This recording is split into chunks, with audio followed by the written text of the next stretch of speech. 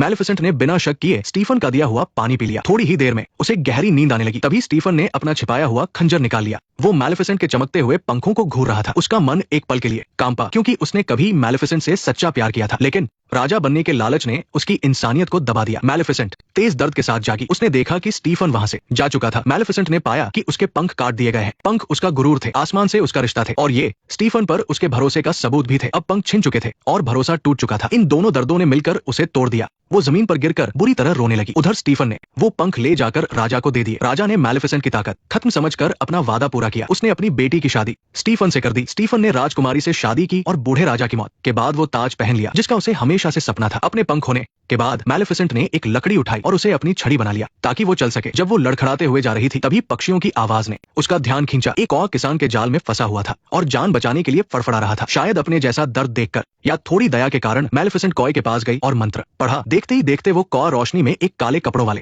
इंसान में बदल गया। अपनी जान बचाने के लिए कॉ मैलेफिसेंट का एहसानमंद था। उसने कसम खाई कि अब से वो मैलेफिसेंट के पंख बनेगा। उसका नाम दियावल रखा गया और वो मैलेफिसेंट का सबसे वफादार साथी बन गया। मैलेफिसेंट ने दियावल को पहला काम सौंपा कि वो महल पर नजर रखे और पता लगाए कि स्टीफन इतना बेरहम क्यों हो गया। उधर स्टीफन राजा बन चुका था और शादीशुदा था। मैलेफिसेंट कॉय की बात सुन रही थी। सच्चाई जानकर उसका दिल नफरत से भर गया। पंख तो नहीं रहे, लेकिन बदले की आग उसके अंदर जलने लगी। मैलेफिसेंट के साथ साथ वो हरा भरा जादुई जंगल भी बदल गया। मैलेफिसेंट की नफरत की वजह से जंगल भी वीरान हो गया। एक दिन कॉ एक खबर लाया, राजा और रानी के यहाँ एक बेटी हुई है और जल्द ही एक बहुत बड़ा जश्न होने वाला है। एक बच्चे का स्वागत कितना अच्छा है ना। समय बीता और जश्न का दिन आ गया। सभी लोग महल में जमा थे। जादुई जंगल की परियां भी राजकुमारी को आशीर्वाद देने आई थी, लेकिन तभी वहाँ एक बिन बुलाया मेहमान आया। मैलेफिसेंट वहाँ पहुंच गई। मैं बहुत दुखी हूँ कि मुझे दावत का न्योता नहीं मिला। स्टीफन के चेहरे पर डर और गुस्सा साफ दिख रहा था। स्टीफन गुस्से से अपनी राजगद्दी से उठ खड़ा हुआ। डर और गुस्से ने उसे पूरी तरह जकड़ लिया था, पर मैलेफिसेंट तो बस श्राप देकर वहां से चली गई। स्टीफन को सीधे सीधे खत्म कर देने के बजाय उसे अपने किसी अपने को दूर जाते हुए देखना उसे कहीं ज्यादा नाउम्मीदी और दर्द का एहसास कराता। ठीक वैसे ही जैसे मैलेफिसेंट को जागने पर अपने पंख कटे हुए देखकर हुआ था। मैलेफिसेंट के जाने के बाद राजा ने राज्य के सारे चरखे जला देने का हुक्म दिया। भड़कती आग की लपटों ने रात के आसमान को तो लाल कर दिया, पर वो स्टीफन के दिल की बेचैनी दूर नहीं कर सकी। वो जानता था कि मैलेफिसेंट का श्राप इतनी आसानी से टूटने वाला नहीं है। साथ ही उसने एक फौज मैलेफिसेंट पर हमला करने के लिए भेजी, लेकिन मैलेफिसेंट ने कांटों से एक बहुत बड़ी दीवार खड़ी कर दी थी। कोई भी इस कभी न टूटने वाली कांटों की दीवार को नहीं तोड़ सकता था और गलती से भी पास जाने पर वो उसे निगल सकती थी। इसके बाद से जादुई जंगल और इंसानों का रिश्ता हमेशा के लिए खत्म हो गया। हमला नाकाम हो चुका था। इन एक के बाद एक झटकों ने स्टीफन को और भी ज्यादा पागल कर दिया। उसने पालने में सो रही अपनी बेटी को देखा और अचानक उसे एक जबरदस्त आइडिया आया। उसने राजकुमारी को जादुई जंगल की परियों को सौंपने का फैसला किया। उसे लगा कि परियां अच्छे दिल की हैं और वे राजकुमारी को कोई नुकसान नहीं पहुंचाएंगी। और सबसे जरूरी बात यह थी कि महल से दूर रहकर राजकुमारी के चरखों के पास जाने का खतरा भी कम हो जाएगा। स्टीफन ने परियों से राजकुमारी को उसके 16वें जन्मदिन के अगले दिन तक पालने को कहा और फिर उसे वापस महल लाने को कहा। मैलेफिसेंट को भी ये खबर फौरन मिल गई, लेकिन परियों को इंसानी बच्चे की देखभाल करना बिल्कुल नहीं आता था। उन्हें यह भी नहीं पता था कि बच्चे को वक्त पर दूध पिलाना होता है और वे अक्सर छोटी राजकुमारी को भूख से रोता बिलखता छोड़ देती थी। वे तो कभी कभी मिट्टी लगी गाजरें सीधे राजकुमारी के पालने में ही डाल देती थी। मैलेफिसेंट को अपने कौवे डायावल से परियों के ठिकाने का पहले से ही पता था, पर उसने सोचा नहीं था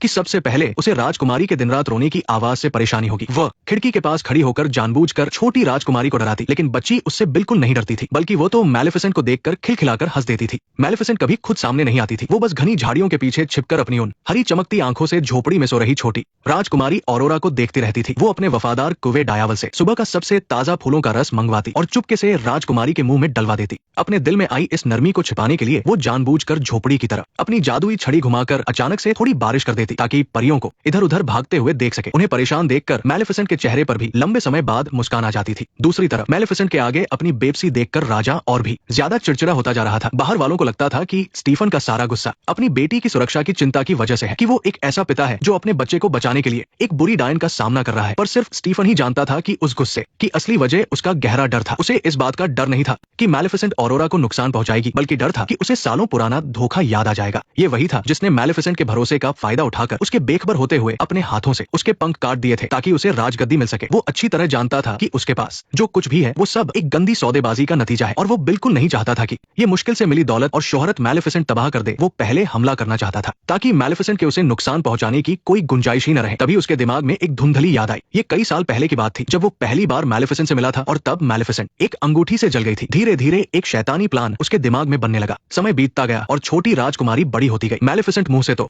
राजकुमारी को नापसंद करने का दिखावा करती, लेकिन जब भी राजकुमारी किसी चट्टान से गिरने वाली होती तो वो अपने जादू से उसे हवा में ही संभाल लेती थी। इस समय मैलेफिसेंट के मन की उलझन और भी बढ़ गई थी। एक तरफ वो स्टीफन से नफरत करती थी, ऑरोरा उसी की बेटी थी, यानी उसके दुश्मन की बच्ची जिससे उसे बदला लेना था। वहीं दूसरी तरफ ऑरोरा की मासूमियत और प्यारेपन में उसे अपनी पुरानी झलक दिखाई देती थी, उसे बचाना चाहती थी। और छोटी राजकुमारी ने भी उस परी को देख लिया जो हमेशा अंधेरे में छिपी रहती थी। उसने न सिर्फ मैलेफिसेंट की कड़वी बातों को अनसुना कर दिया, बल्कि खुद आगे बढ़कर मैलेफिसेंट से उसे गले लगाने को कहा। लेकिन ऑरोरा की उन भरी हुई आंखों को देखकर जो भरोसे से चमक रही थी, वो आखिर में खुद को कठोर नहीं बना सकी। उसने बहुत सावधानी से अपने दोनों हाथ आगे बढ़ाए और बहुत ही नरमी से ऑरोरा को गोद में उठा लिया। उसकी गोद में वो छोटा सा नर्म शरीर था जिसमें से धूप और फूलों की खुशबू आ रही थी। उस पल मैलेफिसेंट के दिल का कोई सख्त कोना पूरी तरह से पिघल गया। एक ऐसा एहसास जो उसने पहले कभी महसूस नहीं किया था उसके दिल में पनपने और फैलने लगा। दुश्मन की बेटी होने से ज्यादा ऑरोरा उसके दिल में अपनी बेटी जैसी लगने लगी थी, जिसकी उसने पूरी लगन से हिफाजत की थी। वक्त बीतता गया और छोटी राजकुमारी बड़ी हो गई। उसके धूप की तरह चमकने वाले सुनहरे बाल थे और नदी की तरह साफ नीली आंखें थी।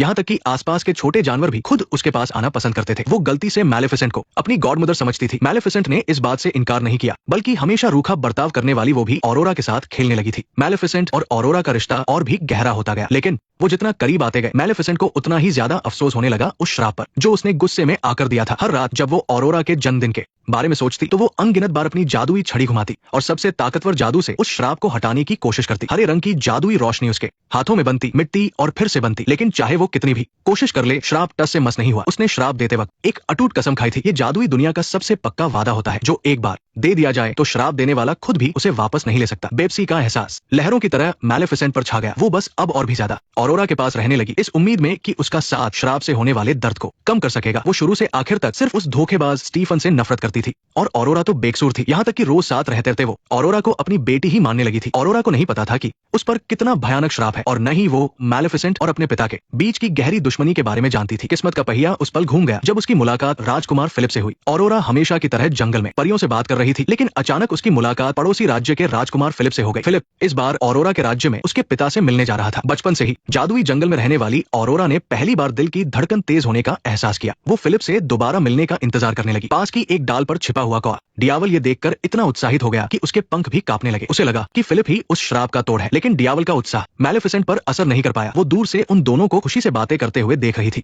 और उसके चेहरे पर एक व्यंग भरी मुस्कान आ गई, लेकिन उसकी आंखों में छिपा न सकने वाली उदासी भरी हुई थी। वो इस तथाकथित सच्चे प्यार का मजाक उड़ा रही थी। उसने ऐसा श्राप इसलिए दिया ही था क्योंकि उसे यकीन नहीं था कि इस दुनिया में सच्चा प्यार होता भी है। कई साल पहले स्टीफन ने भी उससे सच्चे प्यार की कस्में खाई थी। कहा था कि वो हमेशा उसकी और जादुई जंगल की रक्षा करेगा, लेकिन बाद में वो कस्में सबसे बड़ा मजाक बनकर रह गई। उसने सच्चे प्यार का नाटक करके उसका भरोसा जीता और फिर पलटकर उसके पंख काट दिए, जिसके बदले में उसे राजा की गद्दी और सबसे बड़ी ताकत मिली। मैलेफिसेंट की नजर में ये तथाकथित सच्चा प्यार इंसानों का अपने मतलब के लिए बनाया गया एक झूठ था। और दूसरी तरफ ऑरोरा खुशी खुशी अपनी झोपड़ी में लौटी, लेकिन वहां उसने तीनों परियों को आपस में झगड़ते हुए देखा। परियों की बातों से ऑरोरा को पता चला कि उसके माता पिता मरे नहीं है। वो असल में एक राज्य की राजकुमारी थी जिसे एक बुरी डायन ने श्राप दे दिया था, इसलिए उसे मजबूरी में जंगल में आकर बड़ा होना पड़ा। और ये बहुत ही बुरा श्राप उसी गॉडमदर ने दिया था जिसके साथ वो रोज रहती थी। ऑरोरा ने लाल आंखों से मैलेफिसेंट से सवाल किया। ऑरोरा की निराशा और दर्द से भरी आंखों का सामना करते हुए मैलेफिसेंट के पास कहने के लिए बहुत कुछ था। वो अपने शुरुआती बदले की भावना के बारे में बताना चाहती थी, इन बीते सालों के प्यार और देखभाल के बारे में बताना चाहती थी और उस भारी श्राप का सच बताना चाहती थी। नेक्स्ट पार्ट देखने के लिए वीडियो को लाइक करो।